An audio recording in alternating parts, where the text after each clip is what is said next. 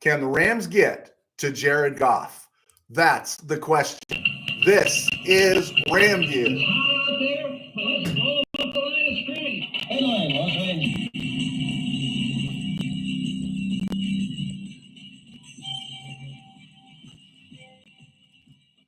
Live from the Ram Cave, I'm Joe Terosian, and this is RamView, the January 10th, 2024 edition, brought to you by Kistler Law Firm. Injured in an auto accident? Need help? Got questions? Call Kistler Law at 661-206-6990. That's Kistler Law at 661-206-6990. And check out KistlerLawFirm.com. That's one word. KistlerLawFirm.com. Kistler Law, they've been fighting for you since 92. And by Temple City Auto Repair, having some auto issues, get yourself some John and Henry at TempleCityAutoRepair.com. And of course, by Granite Ridge Christian Camp, a place where your life can change. Okay, just saw this on the way back into the office, getting ready for the show. I'm on early. I usually try to get on about 3:30. It seems to be the sweet spot. So we're an hour early. But news broke that Pete Carroll's getting kicked upstairs in Seattle. And he's 72. He's been there forever. Had a great run. He's a great head coach. I've always been pro Pete Carroll. I think some of the stuff that they tried to lay on him at USC was kind of stupid. It's NCAA stuff, right? No one has any faith in the NCAA. But Carroll's been fantastic. And kind of Pete Carroll's presence kind of kept me from really hating the Seahawks, right? I found myself in both their Super Bowls under him, rooting for him both times. And of course, since the Rams have owned the Seahawks pretty much, right? Had a lot of success against the Seahawks under Pete Carroll with Sean McVay. It's going to be interesting going forward to see who comes in the NFC West as the Seahawks head coach. Remember this, Rams swept both games this year. Last year, they lost both games by a combined 7 points. And there was some controversy in a couple of those games too. And I think how bad the Rams were with their offensive line and everything last year and a quarterback. They lost both games to the Seahawks by 7 points combined. Back-to-back 9-win seasons for Pete Carroll. So he went out with a winning record each time. It wasn't like they tried to push him out because he was so horrible, as opposed to it was just probably time for a change. And, I wish Pete Carroll well. I'd be curious to see if he would ever take on another job or if anyone would want a 72-year-old defensive-oriented coach, right? Something, again, to think about. The topic to open up with is the same thing I've been kind of talking about, where everyone was all going, I want that Detroit game. I want that Detroit game. Emotion, emotion, emotion. This is why I didn't want this game in the first round. The Rams have won a Super Bowl with Matthew Stafford. There's nothing to prove, win or lose Sunday night, that will change that. What happened was the trade was made. We gave up Goff and 2 first-round picks and packaged his salary at the time, because the Rams were in salary cap hell, and the Rams produced a Super Bowl. We won, okay? It won. It worked for us. And it's paying some dividends for the Detroit Lions right now. And regarding Goff, okay, let's go back. I encourage people to do this. Go back. It's on YouTube. Go back and watch the NFC Championship game against the Seahawks. Yeah, the Nickel Roby-Coleman game, right? The game where the Rams lost the coin flip in overtime, didn't get the ball first, but still somehow found a way to win and busted up that stupid narrative. When you see that, you'll see what Goff did against a really good defense in a really hostile environment, right? You'll see how well Goff played. Now, he didn't look like that in 2019 and 2020. And Goff now, though, when you look at him with the Lions, we know Goff can play, and I think he's better now than he was in 2018. Weird part was at the end of 2020, McVay was done with Goff. You saw it in the play calling, you saw it in everything. And one of the things that no one talks about, too, is if you remember in Week 17, the Rams needed to win to get into the playoffs.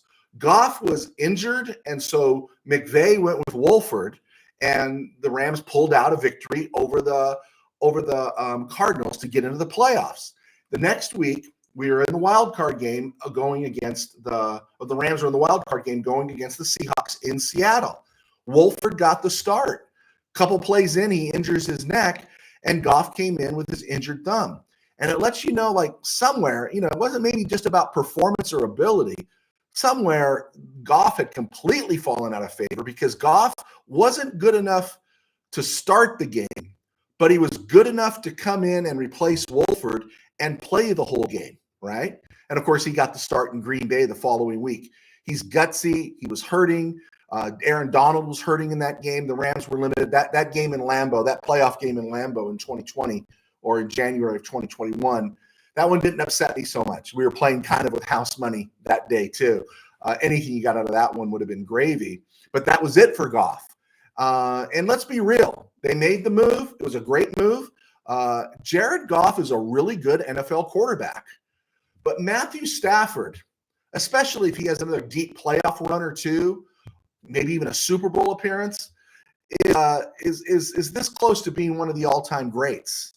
And that's it. And people are saying he's better now than he was with Detroit. Detroit stunk. It's Detroit, right? It's where people go to die in football, and he survived that. And so I don't want to say that suddenly he's playing better now. He's playing with a better team, and he's working through his PDTS, his post-traumatic Detroit syndrome, right? But Stafford's an all-timer. At his best on any given Sunday, Goff cannot do what Stafford does on any given Sunday. Goff could have the game of his life, and that's a game for Matthew Stafford. There's just stuff that Stafford does that very few people can do. And if he hadn't been in Detroit, the whole world will know that. And I think they're just starting to come around to it. My thing about this game, though, is eliminate the emotion. There's nothing to prove. It's just a playoff game. It's not redemption. It's not validation. It's not anything. It's just, if Jared Goff wants to make it that's his cup of tea, right? But for Ram fans, stop getting all rocked up and into this. If the Packers upset Dallas and the Rams lose to the Lions, you're going to be thinking, man, we should have gone to Dallas, right? Because I think Dallas is really vulnerable. But a team that's high right now, Detroit, the fans, the city, and they're still young enough to know what they don't know. Yeah, they're going to be a problem for the Rams. I'm not ready to make a final prediction now, but eliminate the emotion. We won the Super Bowl. We won the trade. The deal, it's done, okay? And then here's the second part getting into this. Stop selling Dan Campbell short. Everybody in the media is calling him an idiot because he didn't kick the extra point after the refs jobbed him out of the 2-point conversion in Dallas. I get it. Maybe he made a mistake. Maybe he was just hot. Maybe he was just telling his team, I still believe in you, because that's the kind of play calling he does. He is consistent all the way through. He has been consistent for 3 seasons, and it builds and inspires his team. Everyone's saying the Rams have a clear advantage. Now, McVay over Campbell, yeah, I think there is an advantage there because of McVay's experience and what he's accomplished. But Campbell is not the Geico caveman that the KBM, the Kiss Butt media, wants to make him into. He's done some amazing things. And I think, first of all, he's an alpha male, and that scares the snot out of all the candy boys in the media. But second, most importantly, this guy's come in 3 seasons and done something that Don McCafferty, Rick Forzano, Tommy Hudspeth, Monty Clark, Darryl Rogers, Wayne Fonts, Bobby Ross, Marty Morningwig, Steve Marinucci, Rod Marinelli, Jim Schwartz, Jim Caldwell, and Matt Patricia couldn't do in the last 50 years. He's changed the culture. He's changed the culture. The only coach out of all those that I've mentioned, McCafferty, Forzano, Hudspeth, Clark, Rogers, Fonts, Ross, Morningwood, Marinucci, Marinelli, Schwartz, and Patricia, the only one that I mentioned, Jim Caldwell, had a winning record in his tenure with the Detroit Lions. Campbell changed the culture. You know how hard it is to change the culture? It's one, you have to convince people that things have changed, right? Which means you got to recruit an excellent staff that believes in you, right? That the place is going somewhere. Try to be Matt Eberflus right now and recruiting a staff after he's had to let go of his offensive coordinator and stuff. He feels like he feels like a president in the last 6 months of his administration, in his second term. He's not going to be reelected. He's not coming back. He's a lame duck. And that's what it's like for every Lions coach. But Campbell changed that, brought in an excellent staff. Ben Johnson has been fantastic as an OC, and we're going to talk about him later because everyone wants to interview him.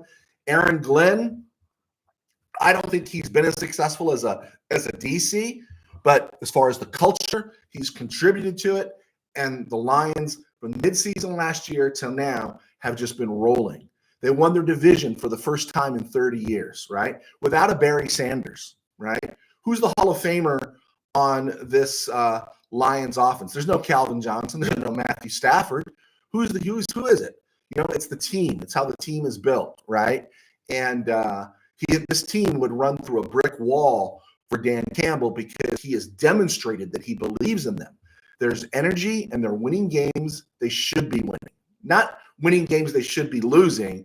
Every team can do that. But, it's about winning the games they should be, right? They should be beating the Vikings in the last week of the season. They should be winning these games that are trap games, that are against lesser opponents. They should be doing that. And under Dan Campbell, they are. And so, I hope you're happy. I mean, I don't want to be snarky here, but everyone wanted the Lions. They wanted all the emotion. Well, you're getting it all. You're going to get a college environment and a lot of rah-rah there.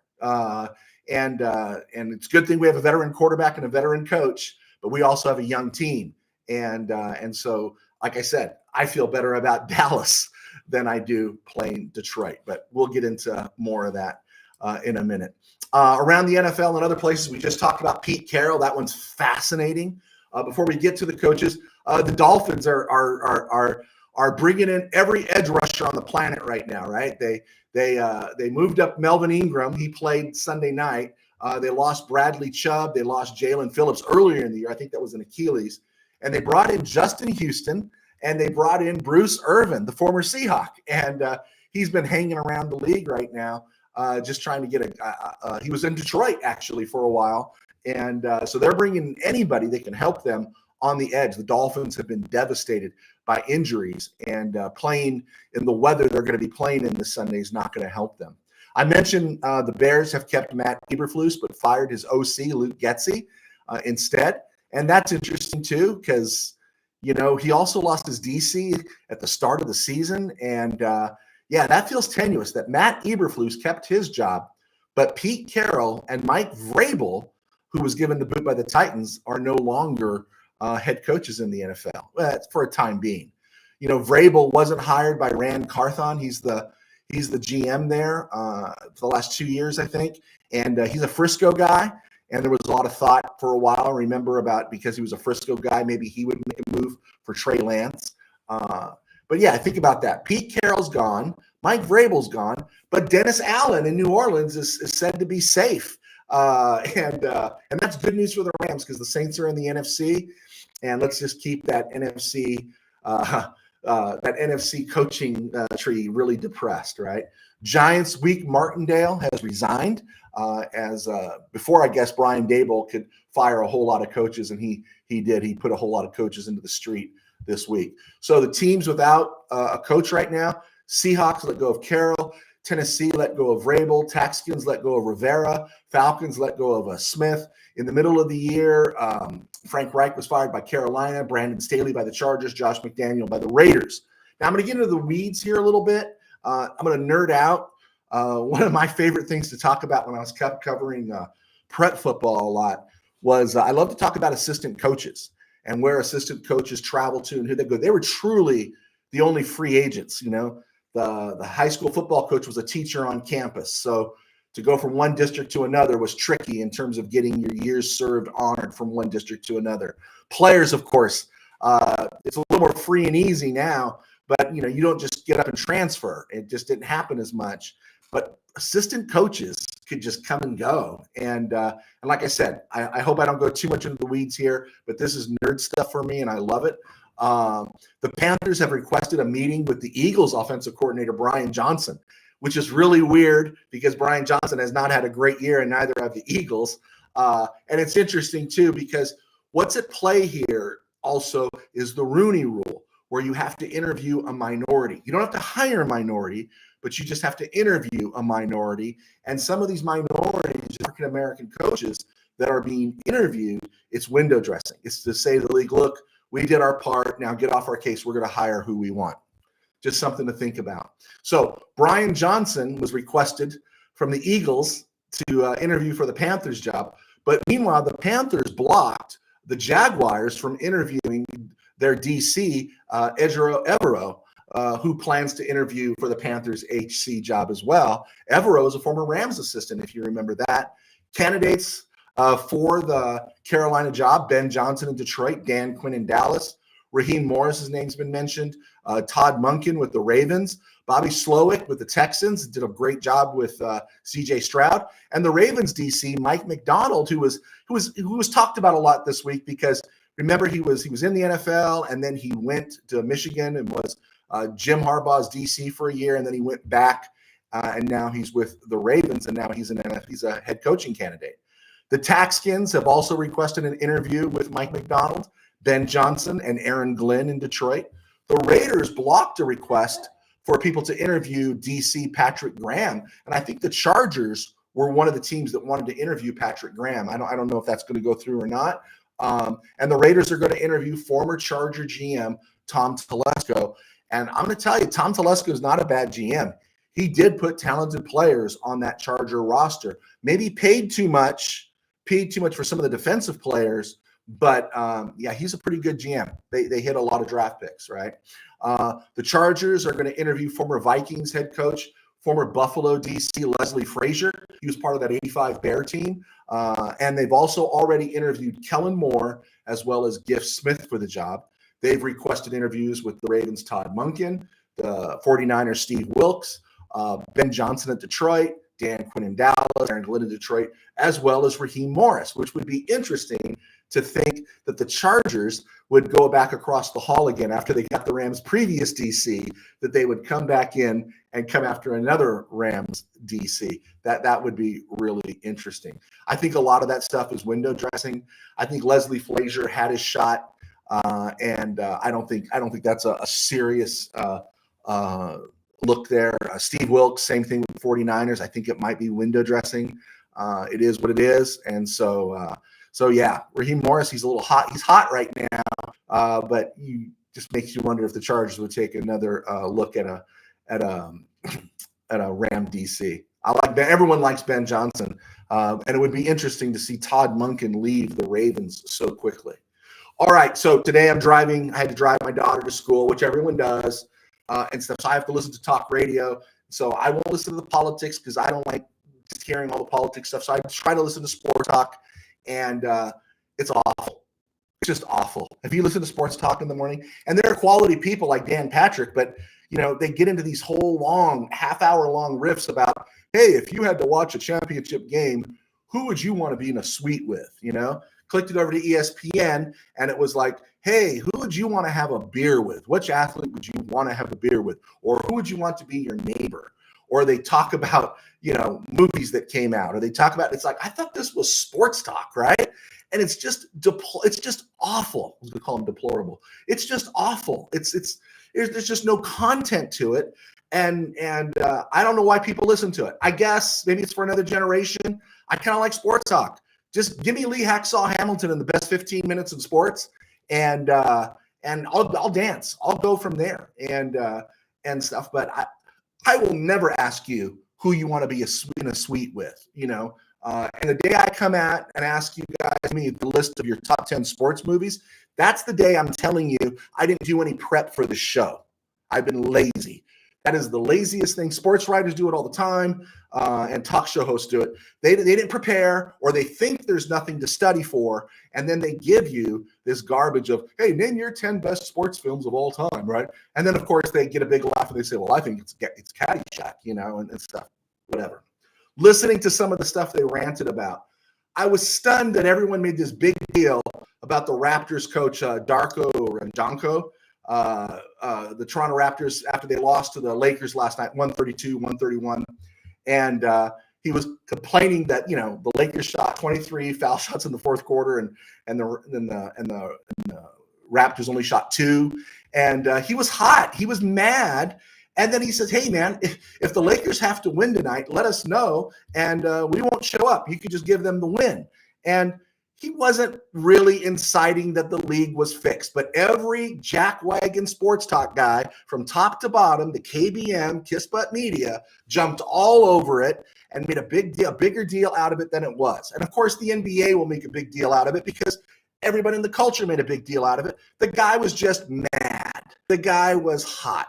It's what we all say when that happens. Hey, man, if it's going to be like that, let us know. We'll just go home. We hear that all the time. If that's how you're going to do it, if that's how we're going to call it today, just let us know and we'll leave. We say that all the time. He was running hot, and I can't stand there making a joke out of him. Also, I heard Aaron Rodgers talk. Now, I don't talk Aaron Rodgers. If there's an Aaron Rodgers interview, I don't listen to it. It bores the snot out of me to talk about Aaron Rodgers. But the way that KM was going off on Aaron Rodgers this morning, you should be able to punch back if Jimmy Kimmel's talking trash about you. Presidents should be able to punch back if that worm Jimmy Kimmel is talking trash about you. They talk trash about you, they got to be able to take it, but they can't take it, right? So he's going to answer back, and it's kind of childish, and you should probably walk away from it. But the culture's really soft. And Aaron Rodgers, I have to wonder. He has all this weird stuff that he does. But if Aaron Rodgers had been vaccinated, now I'm not going to get into the debate of vaxxed, unvaxxed, but if he had been vaccinated, would the vitriol of the sports media be as hard on Aaron Rodgers now if he was vaccinated, right? He's not vaccinated, so they come after him hard. He's against the vax, he's against Fauci and all that. And I just think because there's such groupthink in the KBM. First thing someone told me, and I learned it a long time ago, when everybody agrees, whether it's in the culture or in sports, when everybody's in agreement, you're wrong. Because we have to have disagreement. But everybody in the KBM says, oh, you got to get vaxxed. It's the right thing to do. Well, not everybody in the world thinks it's right to get vaxxed. If Aaron Rodgers had been vaxxed, I got to believe some of this stuff that's being shot at him would be toned down some. Now, he's doing some self-inflicted wounds. I agree. He's not exactly, stay in your lane, bro. I'm staying in my lane, and Aaron Rodgers doesn't exactly stay in his lane. But the universal condemnation of Aaron Rodgers and defense of that worm, Jimmy Kimmel, I find it's just gross, right? It's just something's off there. All right, commercial time. I'm Joe Tarosian, and I was a sports writer for 21 years, and now I do RamView, thanks to our sponsors at Kiss Law, and of course Temple City Auto, and I'm blessed. I also write books. You can find my books on Amazon. This is my first novel. This was Tangent Dreams. It did very well, got good reviews. I've written this one and another high school football novel, and I've got a football novel coming out again, hopefully within a month or so. The wife's accident kind of slowed things down a little bit at my end. Between the books and my sponsors, it allows me to stay employed doing my day job. I pastor a very small church in Burbank called Burbank Faith Nazarene, and you can find us right here on YouTube at Burbank Faith Virtual. Click on subscribe. If you have questions, ask questions. That talk does not bleed over into Ram Talk, just so you know. I think I've demonstrated that, but I want to let you know because there's new viewers all the time. I am going to get to your questions, guys. I thank you for clicking on.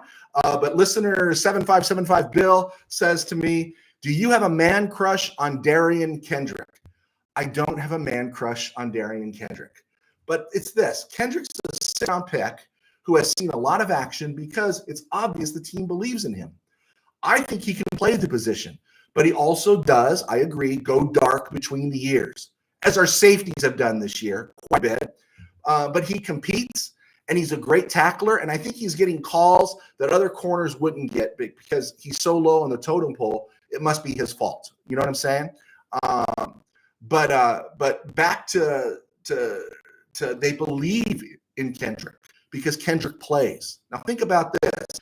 Kendrick has played quite a few snaps the last 2 years as a sixth-round pick. David Long was the third-round pick, 79th overall out of Michigan for the Rams in 2019, and he never saw the field for any length of time. His first 2 years, he was a ghost. He saw some action his third year and a little bit his fourth, but he was a ghost. And he never saw the field because there was something about David Long that let the Rams know they whiffed on him, right? I agree with Kendrick. The light's going to have to come on soon. By at least 2024, we're going to have to see a little more consistency, less of the brain dead plays. But I love a feisty cornerback. And, wouldn't it be ironic, right, if he got the pick that secured the win on Sunday night? Or even more ironic, wouldn't it be if Brett Maher kicks a winning field goal that gives the Rams the win on Sunday night? Okay, let's look at some of the questions here. Hello from Riverside. All right, Half Navajo. Thank you so much for clicking on. Go Rams. Bill, do you think Morris has a real chance at landing an HC job? Colin Coward has talked about it, and other people. I'm hearing it on NFL Channel and all the different podcasts I listen to because I don't listen to much radio sports talk anymore. The trend in the NFL is all going towards offensive coaches. But Raheem Morris is young. He's still really young. I think he's barely 40, maybe. I don't know. I'm not sure how old he is. He's still really young. And I think of all the defensive coaches, I think he could get a shot. I want him to get a shot. You hate to lose somebody because he has done a good job this year. He's done a great job this year. I think it's the best job he's done this year. But I want those 2 third-round picks, right? We get 2 third-round picks if he gets a head coaching job somewhere. And do I think he has a shot? Of all the defensive coaches, I think he does. But everyone's trending towards offensive gurus now. And so we'll see. Tim Burns, hello from NorCal. Pete Carroll is a great coach. Not a good one, but great. He is getting 10 offers tonight. Well, would you offer Pete Carroll a job? That's a great question that you posed, Tim Burns. Would you offer Pete Carroll a job? A 72-year-old guy, 72. If I want to get a defensive guy that the players love to be around, I might lean Raheem before Pete. But Pete's proven, man. Pete's a winner. And, that would be interesting to see. Nice sweatshirt, Tim Burns. It's cold in the Ram Cave. It's really cold, and so I put on my sweatshirt and wanted to see what it looks like. And if you guys like it, I'll make it a part of the rotation. Bill, what's your opinion of them not wearing the Stafford jersey stuff? I really don't think we should have an opinion. I don't care. I hope Matthew Stafford doesn't care. I hope the Rams don't care.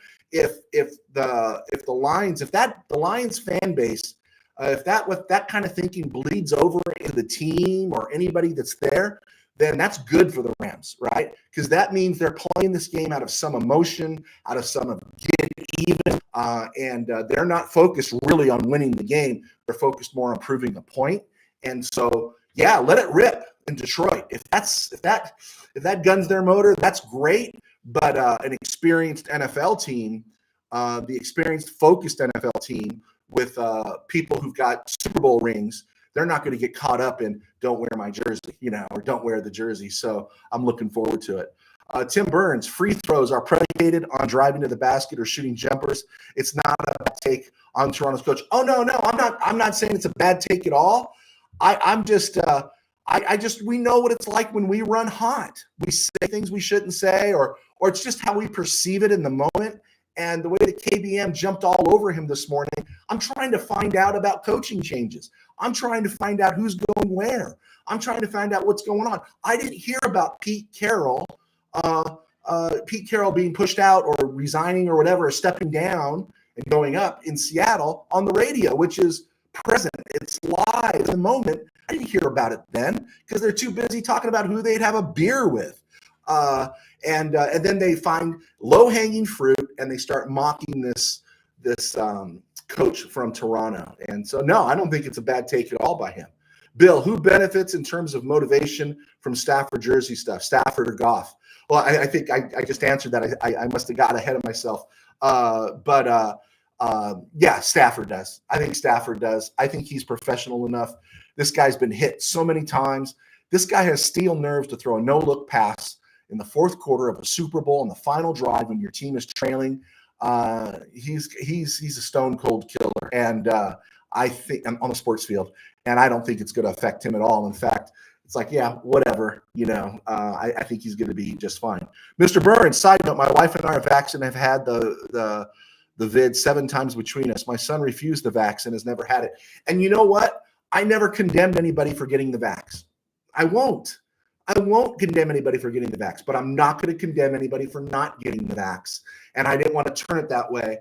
It's just how they've been coming after in the media and the culture.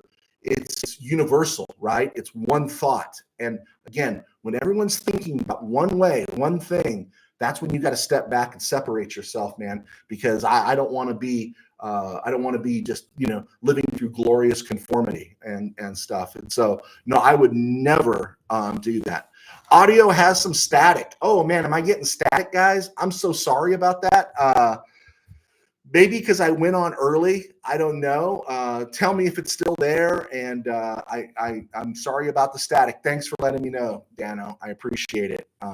And we'll go from there. Okay, let's look at this here. Update: Rams re-signed Ernest Brown to the practice squad, and Duke Shelley was the guy that was who had been designated to return from the injured reserve. He was activated, and so that's pretty cool. Shelley has only played about 76 snaps this year, none since the Green Bay game in Week 9. But in 2022, he did face Detroit while in Minnesota, and the previous 3 seasons he was in Chicago, so he has some familiarity playing at Detroit and at least a couple years facing Dan Campbell teams. Jordan Fuller's ankle is day-to-day. Some people say he's doubtful. Troy Reeder has a hyperextended knee. Going into this game here, again, I'm not going to give a prediction. Lions are 12-5, man, 12-5. Rams are 10-7. And I don't know what people were thinking about the Lions this year, but I don't know if they were thinking 12 wins and such. And I don't think anyone saw them losing to Seattle in Week 2 at home. I sure didn't. But looking down at some of the stats for these teams, I just wanted to run through this real quick between the Lions and the Rams. Points scored: Lions 5th in points scored. Rams are 8th in points scored. And you think about how slow the offense was to get going this year. Points allowed: the Rams are 19th. The Lions are 23rd. I wonder where the Rams would be if you take back a couple of those punt returns for touchdowns. Anyway, I digress. Pass protection, and this is critical. The Lions are 8th in pass protection. This is why they're 12-5. They kept Goff upright. Pass protection by grade, the Rams are 20th, even though they only allowed 34 sacks this year, which is not a lot. And I just saw a link. I don't know where I saw it. Was it Rams Wire that said Matthew Stafford didn't have a fumble this year? Think about that as a quarterback coming under pressure. That's really pretty good. Overall passing, the Lions are 5th. The Rams are 9th. Run blocking, the Lions are 2nd. The Rams are 5th. That Lions team can block, and they've got some great blocks of granite on that offensive line. Running the ball itself, the Rams are 6th. The Lions are 9th. Overall defense, Lions are 18th. The Rams are 23rd. Lions run defense is 5th. Rams run defense is 7th. And boy, there's a lot of likeness here in the sense that they are alike. Lions pass coverage is 29th. Rams is 31st. Lions pass rush is 16th. Rams is 14th. Aiden Hutchinson is a great player, but I don't think he has any help. I think they need another edge rusher there in Detroit, so teams are able to key on Aiden Hutchinson. Same thing with the Rams. The Rams rush comes up the middle, and even though Byron Young finished with 8 sacks this year, Hoyt had 6. It's not a dynamic duo on the edge. And so it's going to be interesting to see as these two lines come together. And I think that's what it boils down to. It really kind of boils down to the Rams getting Goff, right? The Lions are good at keeping them upright. And they have a great center in Frank Ragnow, great right guard in Graham Glasgow, and a great right tackle in Penei Sewell. And the left side, they got Taylor Decker, who we know can also catch passes. This is interesting. If the Rams get pressure this year, where does it usually come from? It comes from up the middle. Aaron Donald and Kobe Turner.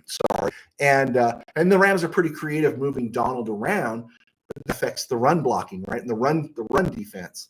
But the strength for the Lions is the interior, right? Their interior defense is their strength, and that's where the Rams get pressure. So Byron Young and Michael Hoyt are really going to have to step up.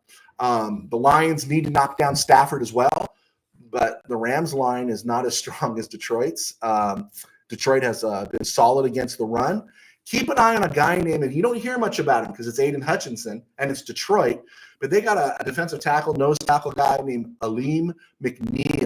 And he's out of North Carolina, and he had a great year. And, he's definitely a three-spin guy, and he's going to be hovering over Coleman Shelton this week. And it'll be interesting to see what he does. He had about 5-6 sacks this year, 34 pressures, and so he's someone to keep an eye on. We know the Rams can, navigate an edge rush, but it's that rush coming up the middle that'll be a problem. We got Detroit. I hope everyone's happy. If I'm Stafford, if Stafford has time, I think we will be okay. I'm not ready to make a prediction. I think this game could turn into a shootout, and we'll see. Real quick here,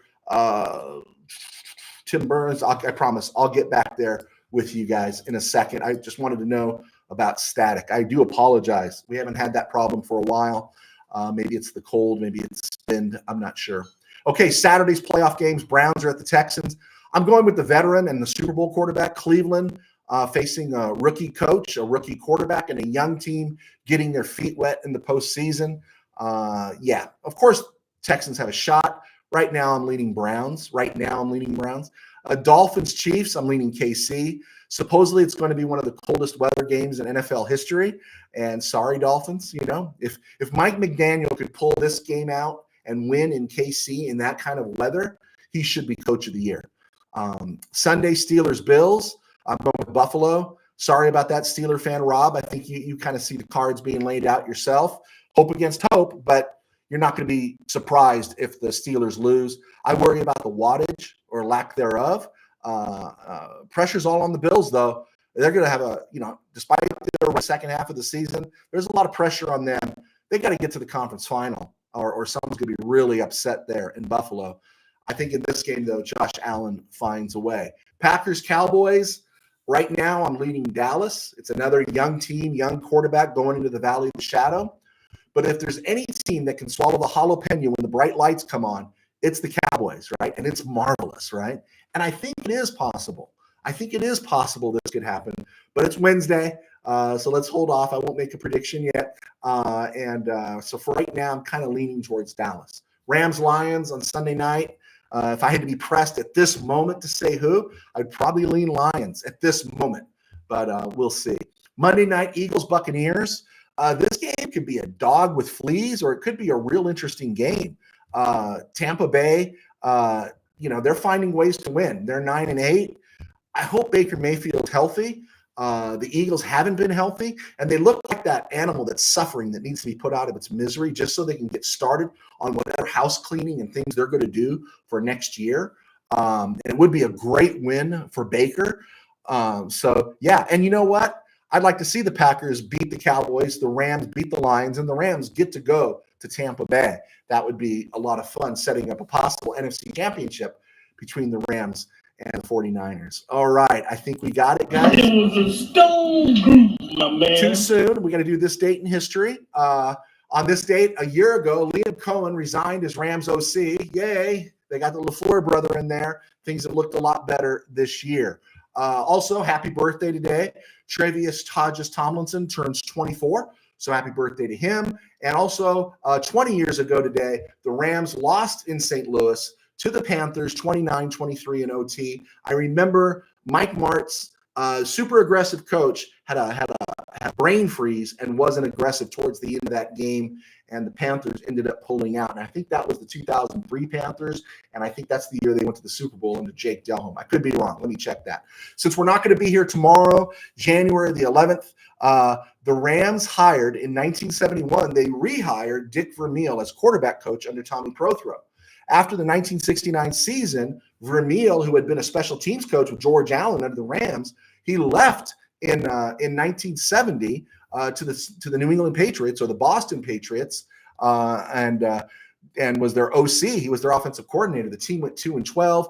Joe Kapp was at the end of his run. Mike Taliaferro was never any good, and their coach got fired midseason. And then Vermeil came home on tomorrow, 53 years ago. He came back to L.A., and eventually I think that moved back to L.A. opened the door for him to eventually end up at UCLA. Just something to think about. Also, tomorrow is Jake Funk's birthday. Now, Jake Funk's time with the Rams wasn't memorable. It wasn't a memorable career with the Rams. He was a 7th-round pick out of Maryland, special teams guy. I think he had a couple carries in 2021. By midseason 2022, they had to release him. Somebody else signed him. He moved on, and it was done. But Jake Funk turns 26 today. I just thought it was interesting. Jake Funk, since leaving the Rams in 2022, and we just finished 2023, Rams, Saints, Colts, Dolphins, Ravens. He just keeps bouncing around. And how did the Rams get him? Well, in the 2021 draft, the Rams gave up their number 170 pick in the 5th round and moved back. The Texans took it, and the Rams got a 5th-round pick at 174 and a 7th-round pick at 233. The 7th-round pick was Jake Funk. The 5th-round pick was the guy they just re-signed to the practice squad, Ernest Brown out of Northwestern. How's that? How's that for some work? There we go. Let's look at some questions here. Oh, still cool. Guys, great. Awesome. We got questions. Let's see here. I hope the audio is better, Dano. I so appreciate you clicking on. Still there, weather. It's just been cold and a little breezy here, Mr. Burns, but nothing too bad. US expat, Lions will be happy just to have made the playoffs. The Rams know how to make the playoff runs. I totally agree with you. My only thing is I think Dan Campbell's an exceptional coach. And the fact that they didn't roll over and die after winning the division and after losing that game to the Cowboys, they came out and they played that division game. They didn't have a real high chance of getting any higher of a seed. This still would have been the outcome. They would have gotten a home game, but they played hard. And so, Dan Campbell makes me a little leery because he's one of those coaches. How many times are we watching a game and it's 3rd and 4, and the pass goes incomplete, and then the coach leaves his offense on the field. And it's like, no, get him off the field. I want to punt. I want the defense off the field, right? And Dan Campbell is one of those guys, right? I think I saw him, was the Charger game this year? It's like 3rd and 8, and he runs a running play off tackle with his running back, And I was like, dang, what's this guy doing? He just does things a little bit different. And I don't think he's reckless. He's just different. And so I think the advantage is if they're emotional, that's definitely the Ram game. So that question about people getting worked up about not wearing Stafford jerseys, that's exactly what we want. We want them thinking about the trade and the homecoming, but we want the Rams not thinking about the trade and the homecoming. We want the Rams thinking about, hey, we've got 4 quarters to beat this team. Tim Burns, as I've said, support Goff, the man who brought us relevance again, and hope he gets a ring, not at Rams' expense. Rams 41-38. That's a good call in terms of the score there. I totally buy it. But I don't hate Goff. I think Goff did a good job. There was just that, and US expat, if it makes it any easier to remember, Goff came from Cal. Yeah, I remember that. And it's interesting is the Rams got the guy that was drafted after him, Carson Wentz now. That's kind of interesting. But Goff did a great job. And again, I go back. You watch Goff in 2017 and 2018, he is not the same guy in 2019 and 2020. And I guess you could attribute that to Todd Gurley. But, man, he looked stone cold in those games early in his career. And then that 4th season and 5th season with the Rams, he just looked hesitant. He just didn't look confident at all. And maybe that was based on the relationship with McVay at the time. But I don't have any ill will towards Goff. In fact, I'm happy for his success. I really thought he would be a one and done in Detroit and they would move on from him. But I'm figuring, Brad Holmes is there as the GM. Brad Holmes knows Goff, believes in him, and they decided to stick it out. And by sticking with Goff, they've put themselves in a position that, you know what? They're able to build their roster, and there will be a move within the next couple of years. I think they will make a move for a frontline quarterback again. So we'll see. Bill, Rams force late 4th quarter Goff fumble, and the Rams win by 7 points. I'll take it. Thank you. Amber Rivera, bet the house on the Rams to win the Super Bowl. My family will be so happy when they found out what I did. Go Rams. Oh, you did bet the house. Oh, man. Okay. All right. to win the Super Bowl. Wow, you're gutsy there, Amber. But thank you for clicking on. And I usually don't do the point spreads and everything because I'm no good at it. So, but yeah, you just never know. You got an experienced coach, experienced quarterback. I don't think anyone expects anything. And I think, Bill, it might have been you, or I'm trying to remember who it was, maybe half Navajo. Somebody said in 79, that was one of their favorite Ram teams. And it really was one of mine because there was so much chaos here. And then no one expected them to go into Dallas and win. Then they won in Tampa Bay. And then they were literally 2 or 3 plays going a different way, or an Eddie Brown away from winning Super Bowl 14 against the team of the decade. And so, yeah, anything's possible. The team that has the best chance to beat the 49ers this postseason is the Rams. Philly's not going to do it. Do you really trust Dallas to do anything? Green Bay, if it goes on a run, not going to do it. The team with the familiarity, the Rams, have the best chance to do it. And there's a lot of dissing. I don't know if the Rams talk, but I always hear Deebo Samuel, Fred Warner, Trey Greenlaw. There's always talking some neck about the Rams, talking some trash about the Rams.